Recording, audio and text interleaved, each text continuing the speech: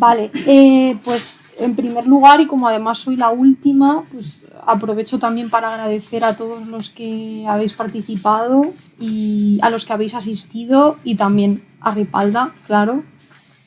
Y en primer lugar me gustaría comentar que me enfrenté al libro con mucha curiosidad y creo que también guiada quizá por un deseo inconsciente, he querido leer un poco más de optimismo respecto quizá del devenir de la filosofía y de la política del que a lo mejor hay en efecto en el libro o Ripalda está dispuesto a reconocer. O quizá he querido acentuar más esos lugares en los que parecía asomarse algo más de optimismo. Porque yo sí percibo que hay un optimismo, aunque sea... ¿No se escucha bien o sí? A ver si se escucha. ¿O a qué es mejor? Yo creo que te digo. Sí, es que no sé, es raro. Ah. ¿Me pasáis eso? Sí. Sí. Porque... Este iba bien, ¿no? Iba, este estaba... Pero apágalo porque si no sí que... Reverbera. Y bájalo. Vale. Mejor, ¿no? Espero. No sé. Vale, pues... bueno, comentaba que no sé si quizá yo, por un deseo inconsciente, he querido acentuar más esos lugares en los que yo sí percibía cierto optimismo, aunque fuera moderado. Yo estoy de acuerdo con Luis en lo que comentaba ayer, de que sí había cierto optimismo en algunos lugares, y estoy pensando sobre todo en la segunda sección del capítulo 6, a pesar de que ayer se comentó que esas páginas con las que finaliza la sección, que es la 140 y la 141, es verdad que son muy pesimistas, pero todo el resto de la sección a mí me parece que tiene un tono optimista, que a mí me convencía, ¿no? Pero bueno, voy a retomar esa cuestión más al final. Y bueno, y creo que el tema conecta un poco con lo que también estaba comentando Edgar sobre la relación con el pasado. Hay algo de eso, no tanto explícitamente con autores del pasado, aunque evidentemente están ahí, sino más bien con revoluciones fracasadas, pero evidentemente revoluciones que estaban inspiradas también por la filosofía. Vale, entonces el título que escogí para mi intervención es Futuros perdidos, herencia de un presente agotado.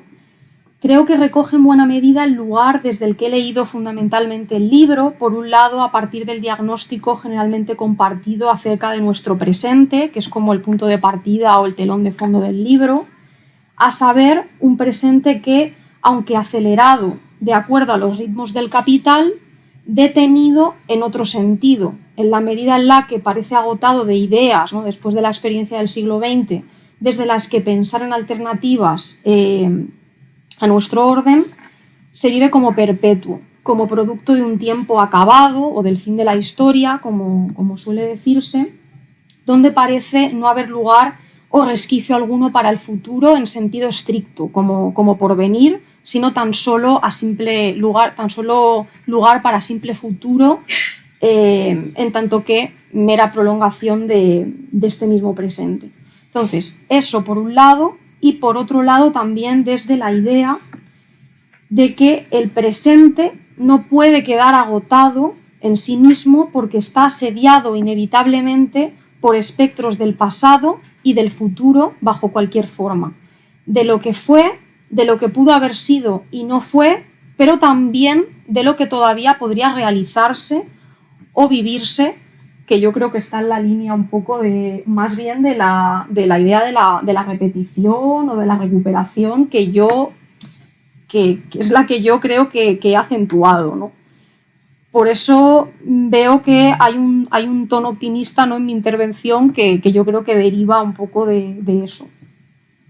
Bien, entonces desde aquí, combinando con otros elementos del libro, como el devenir que ha tenido la filosofía en la cultura popular, terminé por interesarme en una cuestión en particular directamente relacionada con lo anterior y que es el hilo narrativo de mi intervención, a saber lo que se ha llamado habitualmente privatización de la esperanza o de la utopía, aunque evidentemente cuando hablo de utopía pues no estoy pensando en la idea de un mundo posible, reconciliado consigo mismo, exento de todo conflicto social, sino que estaría pensando más bien en la idea de ese deseo compartido por una emancipación respecto de un mundo que algunos viven como inaceptable. Entonces me referiré a ese proceso por el que los sueños colectivos de emancipación que inspiraron revoluciones se fue desplazando desde finales del siglo XX hasta la actualidad, donde alcanza sin duda su máxima expresión, hacia una utopía laboral privatizada. Entonces lo que haré en primer lugar será situar un poco cómo percibo yo que se ha materializado esta privatización de la utopía en la subjetividad y en la cultura de nuestro tiempo, guiada evidentemente por el libro. Y en segundo lugar, inspirada por la idea del libro de la filosofía como un modo de darse tiempo, haciendo sentido de lo que ocurre, y lo que yo he querido leer como devolver aquello que quedó no reflexionado y enfrentarse así a un desprecio del presente por un pasado supuestamente superado, me gustaría rastrear en un pasado relativamente reciente, que yo entiendo como un futuro perdido, la situación en la que nos encontramos. Bien, entonces empiezo con esa primera parte. El diagnóstico acerca de nuestro presente, al que me refería con anterioridad, no deja intacto, evidentemente, el devenir de la filosofía, que es de lo que se ocupa el libro. En particular, se hace referencia en algunos lugares a dos formas de filosofía que habrían ocupado el espacio de nuestra cultura. Cito: la decadencia de la potente subjetividad burguesa de que dio testimonio la filosofía de 3 siglos ha degradado el parque filosófico al leve camuflaje de un alcantarillado de pago, la inmensa bibliografía de autoayuda y la filosofía que yo llamaría de servicio. Cierro la cita. Me gustaría detenerme especialmente en el primer caso, en el de la autoayuda como una forma de filosofía degradada, sí, porque creo que conecta directamente en el nivel de la subjetividad con la cuestión de la privatización de la experiencia emancipatoria. Como es evidente, cada vez más los individuos se muestran incapaces de asumir el incremento de los ritmos exigidos del día a día y necesitan formas de poder gestionar eso. En el libro se menciona en algún momento a un funcionario que empezó a ofrecer clases a comienzos del siglo XXI a las clases medias francesas. Iba a decir de autoayuda, cito, se les empezó a ofrecer la perspectiva beata de una subjetividad up-to-date bajo el signo de un psicoanálisis y las complejidades filosóficas de un Lacan o un Derrida. Una versión positiva de lo que antes se llamó autoayuda, ahora se llama desarrollo personal, anima a reconstruirse, recuperarse, reinventarse, crecer frente a las dificultades. Hay evidentemente un malestar social real que, a falta de la lucha por la emancipación como experiencia histórica, se enfrenta de manera privatizada. Y una de las formas de hacerlo es recurriendo a estos valores de reconstrucción, recuperación, reinvención ante las dificultades, pero como digo, de forma individualizada. Como también se señala en el libro, el concepto de resiliencia adquiere una presencia creciente en nuestro mundo. Y no es de extrañar que el desarrollo personal haya recurrido o se haya reapropiado más bien de una filosofía en particular, que es la del estoicismo concretada en su versión romana, porque saber aceptar lo que viene dado, saber adecuarse al estado actual de las cosas, distanciarse emocionalmente respecto de aquello que nos sobreviene, se ha convertido, en detrimento de toda posibilidad de crítica social, en las actitudes más preciadas de nuestro presente. Aunque la autoayuda y el desarrollo personal en ocasiones aparecen como intercambiables, creo que mientras que la autoayuda todavía parecía ser poco más que un recurso para soportar la vida, el desarrollo personal en particular me parece más directamente la construcción misma de la subjetividad neoliberal. Esto puede observarse hoy en su máximo esplendor en el mundo de las redes, a las que creo que es interesante aproximarse para poder comprender desde qué lugar se está constituyendo hoy la subjetividad. Y en este sentido, algo que me gusta mucho del libro es que muestra un gran compromiso con el presente y hace el esfuerzo en particular de acercarse al espacio de Internet, porque se comprende que hay algo ahí que debe ser leído. Y creo que esta aproximación a las redes es una forma de hacer aquello que se plantea explícitamente en uno de los capítulos, a saber que la universidad tendrá que replantearse su relación con el terreno en el que se desarrolla virtualmente otra cultura. Frase que, bueno, quizá luego Ripalda nos puede contar un poco más sobre eso. Yo interpreto que al menos el acercarse al espacio de Internet, ¿no?, desde un discurso académico es una de las maneras en las que la universidad puede replantear su relación con la cultura popular. Luego podemos comentarlo.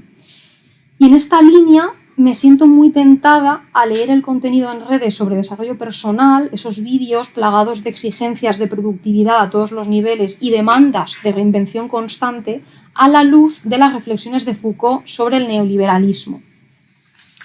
A pesar de haber sido muy tempranas, exponen intuiciones que difícilmente podrían ser más acertadas, creo yo, acerca de la construcción de la subjetividad desde finales del siglo XX. Aunque hay algunas interpretaciones contemporáneas que leen este análisis desde la idea de cierta simpatía por parte del autor con las políticas neoliberales, como es el caso de Lagasse, hay también quienes consideran, y yo creo que esto es así, que este acercamiento por parte de Foucault al neoliberalismo debe leerse más bien desde la identificación de una nueva forma de gubernamentalidad, la neoliberal, que desplaza los mecanismos disciplinarios de lo que Foucault llamaba sociedad disciplinaria y los sustituye por otros más sutiles. Construyendo su análisis sobre la teoría del capital humano de Becker, Foucault advierte que en este momento, bueno, él escribe en el 79, si estamos pensando en el nacimiento de la biopolítica, se produce un cambio en la relación entre gobernantes y gobernados, en la que cada individuo pasa a gobernarse a sí mismo perversamente. Bueno, esto igual no lo dice Foucault, pero lo digo yo, desde una perspectiva económica, en tanto que capital humano con determinados factores físicos y psicológicos que le posibilitan cierta retribución económica. De este modo, el trabajador ya no es una fuerza de trabajo que se vende en el mercado, sino un empresario de sí mismo, independientemente de si es empresario o no, que acumula una serie de habilidades que le hacen más o menos valioso para invertirse a sí mismo en el mercado. Este es todo un proceso de empresarialización de la vida que se hace evidente en discursos que encontramos en redes en los que literalmente la empresa se pone como modelo de vida y de las relaciones que la conforman. Y como no podría ser de otra manera, la otra cara de una subjetividad conformada desde este lugar, desde estas exigencias y de forma desenfrenada, es una subjetividad que, como muy bien identificó también Mark Fisher, tiene un régimen afectivo muy particular caracterizado por el agotamiento, la ansiedad, la sobresaturación y la depresión, un régimen afectivo que, por otra parte, dificulta enormemente la articulación de una crítica social. Este es todo un malestar que además se estigmatiza constantemente desde la ideología del si quieres puedes, o lo que es lo mismo, desde la responsabilización individual por un malestar que no es aislado y que debería poder abordarse desde un horizonte social. Pues bien, recogiendo todo lo dicho hasta aquí, creo que este desplazamiento de la lucha emancipatoria hacia una autorrealización en el mundo laboral y la situación en la que en consecuencia esto nos deja se expresa muy bien en las siguientes líneas que me encantan. Cito: en este laicismo radical emerge la noche, que antaño pudo ser divina, como el acoso espectral de un pasado irrecuperable y de un futuro catastrófico. Nuestro orgullo civilizatorio se declara superior a ellos, pero la retórica filosófico-política apenas es capaz de disimular su defensiva precariedad. Solo un imaginario religioso privatizado, puede servir de tranquilizante o más bien de placebo. Vale, entonces paso desde aquí como a esa, digamos, segunda parte, que es más bien como un pensar con el libro.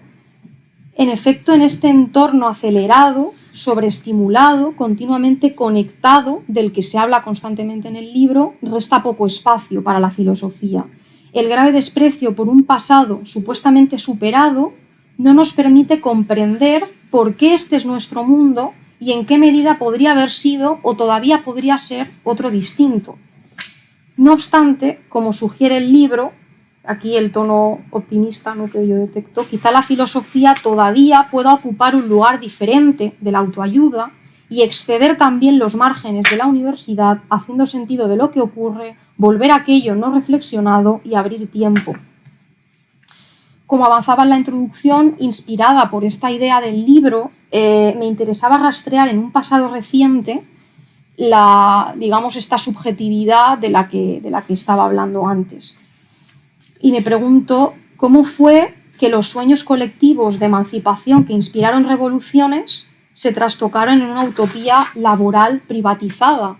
Cómo fue que nos convertimos en empresarios de nosotros mismos, ansiosos y deprimidos. El pasado al que me refiero es mayo del 68. Mayo del 68 puede ser leído como uno de esos últimos futuros perdidos de un mundo que todavía se pensaba a sí mismo desde una gramática del futuro, un espectro que recorre nuestro mundo, o al menos nuestro contexto más cercano, y que a pesar de los esfuerzos no ha podido ser exorcizado con éxito. Creo que aquel acontecimiento y todo lo ocurrido inmediatamente después es un pasado reciente, decisivo para comprender por qué este es nuestro presente, por qué es un presente agotado. Volver al 68 es una oportunidad para dar un poco más de sentido a lo que nos ocurre y de recuperar algo o de hacernos cargo de una herencia, ¿no? La herencia es algo que está como muy presente en el libro, a la que quizá todavía valdría la pena permanecer fiel en algún sentido, no en un sentido literal. El Mayo francés fue un momento decisivo porque fue un fenómeno en el que gran parte de la sociedad percibió lo inaceptable de su mundo, y esto abrió un campo de posibilidades que no obstante fueron rápidamente neutralizadas. Voy a hablar un poquito de eso más rápidamente, espero. Sabemos que son muchas las lecturas que se han hecho sobre este fenómeno, por lo que es una cuestión compleja, pero las últimas lecturas, que son las que me gustaría recuperar aquí, ponen el acento en que la memoria de Mayo fue sometida a todo un proceso de despolitización, o lo que es lo mismo, de olvido. Determinadas intervenciones en los medios relacionadas en parte con estos nouveaux philosophes, que tienen también alguna aparición en el libro, y algunos eslóganes como buen producto de marketing, entre otras cosas, despolitizaron la memoria de un movimiento que pretendía cuestionar el orden de las cosas. Señala Christine Ross, que es una de las personas que se ha encargado de hacer esta especie de contramemoria, cito: las interpretaciones de Mayo ofrecidas en los 80 se centraban fundamentalmente en los graffiti a expensas de otros textos o pruebas documentales. Reducir el lenguaje de Mayo a unas pocas frases poéticas como prohibido prohibir o bajo los adoquines está la playa facilita notablemente la asimilación de Mayo a una visión social ochentera de una sociedad libre de conflictos arcaicos y confrontaciones sociales. Fue después de la huelga del 95 que suscitó un nuevo interés por la Comuna de París y por los análisis anticapitalistas, que se vinculó este legado también con el legado de Mayo del 68 y esa lectura, digamos, que fue impulsada por los disturbios de 2005 y el famoso comentario de Sarkozy en 2007 sobre la idea de liquidar la herencia de Mayo. La lectura de este movimiento en clave generacional, que lo reducía a un mero impulso adolescente, fue muy habitual durante la década de los 80 y caló enormemente en el imaginario colectivo.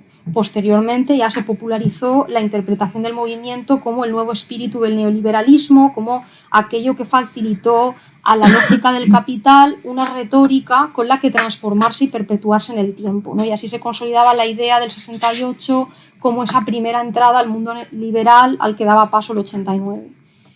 Y podría decirse que esto fue así, pero tras haberse liquidado o sometido a un proceso de borrado, todo el legado anticapitalista del movimiento y haberse vinculado a una retórica que afirmaba la individualidad frente a todo sentido de colectividad y preocupación por lo común. De hecho, hay algo muy esclarecedor, creo, en este sentido, y es el hecho de que los estudiantes rechazaran ser escuchados particularmente como individuos o como estudiantes, que sus demandas fueran reducidas a demandas estudiantiles, puesto que realmente trascendían y pretendían trascender esta dimensión particular y se correspondían más bien con problemas que compartían con otros miembros de la sociedad o, en definitiva, con asuntos comunes. Vale, entonces... sí. Estoy en... ¿Dónde estoy? Un segundo. Vale. Lo que quería decir es que liquidando este legado anticapitalista, el neoliberalismo supo metabolizar esas nuevas demandas en su propio beneficio de forma desplazada, bajo la forma de una utopía laboral privatizada de la que estaba hablando antes, que llega hasta nuestros días con el nombre de desarrollo personal. Pero también es preciso señalar que, de acuerdo con otros análisis, esto fue posible también quizá porque la izquierda, reducida al movimiento obrero tradicional, tampoco fue capaz de hacerse cargo de las nuevas formas del deseo a las que la contracultura estaba dando voz en aquel momento, ¿no? A mayores demandas de autonomía, un antiautoritarismo, libertad creadora. Entonces, por ejemplo, Mark Fisher señala, ¿no?, que se necesitaba una política hostil al capital, pero también vivificante para el deseo. Bien, entonces, cerrando esta cuestión, creo que es valioso hacerse cargo de esta herencia, aprender de ella y quizá también permanecer fiel a su gesto. En este intento por recordar un legado olvidado del movimiento, de este o de otros, claro está, de hacer una suerte de contramemoria, quizás se abran también posibilidades de acción. Y creo que este pequeño recorrido del proceso de privatización de la utopía apunta, por un lado, creo, a lo importante que parece ser hoy permanecer fiel a ese lenguaje de lo común frente a la atomización, por el que surgió un nuevo interés a partir de 2008 y que no puede desvincularse, creo, de la repolitización del marco económico. Y por otro lado también apunta a lo importante que parece ser permanecer fiel a ese lenguaje, pero de un modo infiel, es decir, desde un lugar nuevo, sabiendo reconducir la energía libidinal de la que se benefició el neoliberalismo hacia nuevas formas de colectividad que no desatiendan las diferencias. Y a propósito de esta idea, es claro que la creación o como mínimo conservación de espacios comunes, tanto físicos como virtuales, exentos de la lógica del capital, es importante para hacer que la vida sea vivible, para que quede algo de ella al margen de lo económico y quizá también para poder desprivatizar en alguna medida el deseo de emancipación. Y yo encuentro esta preocupación, aunque sea implícitamente, presente en algunos lugares del libro, aunque lo común no es un lenguaje muy derridiano, no sé si estaría más cerca de Marx, pero en cualquier caso, cuando hablo de lo común, pues no me estoy refiriendo a un conjunto de rasgos comúnmente compartidos de manera sustancial, sino más bien como a todo aquello que posibilita el acceso a la vida pública y sin el cual quedamos como excluidos o marginados de la sociedad.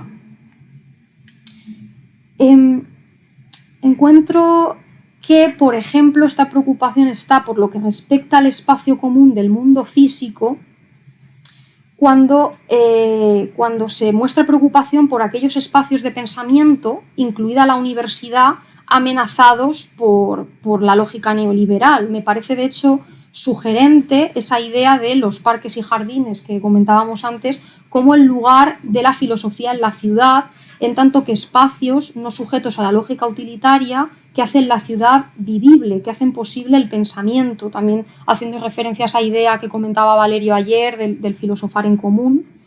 Como bien se señala, la filosofía estaría tan amenazada como de amenazados están este tipo de espacios por una lógica a la que no le gusta el espacio inútil ni el tiempo libre y a la que le gustaría transformar todo eso en centros comerciales, en rotondas, en autopistas, como afortunadamente no fue el caso del Turia, como comentábamos ayer.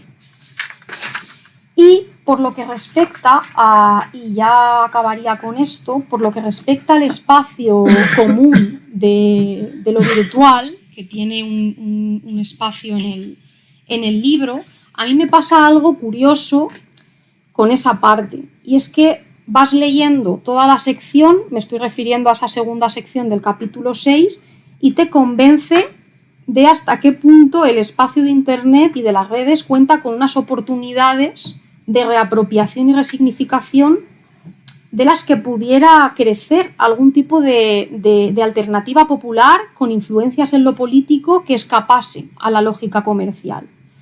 Durante toda la sección estás como que te convencen sobre esa idea, y cuando llegas a la última página, a la página y media, se te dice que en realidad hay muy pocas opciones, con buenas razones, que son las de la concentración enorme de poder de comunicación del Estado y del mercado, que yo también comparto y a las que es difícil enfrentarse, ¿no?, desde el micropoder.